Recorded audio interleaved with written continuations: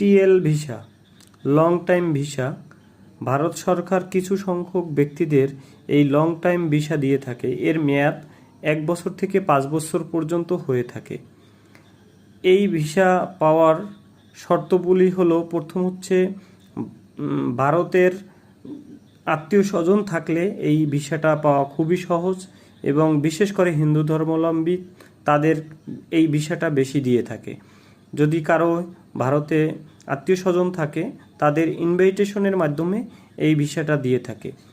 ভারতের যারা স্টুডেন্ট আছে, পড়াশোনা করতে যায়, তাদের জন্য এই ভিসাটা দিয়ে থাকে।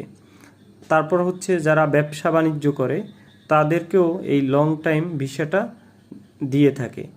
তারপর মেডিকেল চেক আপের জন্য রেগুলার যেতে হয়, এরকম হলে এম্বাসির ইন্টারভিউর মাধ্যমে বা ওই হসপিটালের ইনভাইটেশনের মাধ্যমে এই ভিসাটা পাওয়া যায়।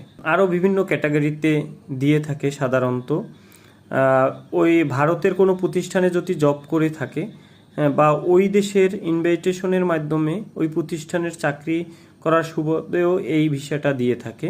হিন্দু ধর্মের বিভিন্ন পুরোহিত বা ধর্মীয় কোনো উৎসবের আমন্ত্রণ পেলেও এই ধরনের ভিসা দিয়ে থাকে। তবে এটা অবশ্যই ভারত থেকে ইনভাইটেশন পেতে হবে বা আরও কিছু প্রসেসের মাধ্যমে এই ভিসাটা দিয়ে থাকে। তবে এক্ষেত্রে এম্বাসির কাছে ইন্টারভিউ দিতে হয় এবং ফেস হতে হয়। ইন্টারভিউ ফেজের মাধ্যমে এই ধরনের ভিসা দিয়ে থাকে।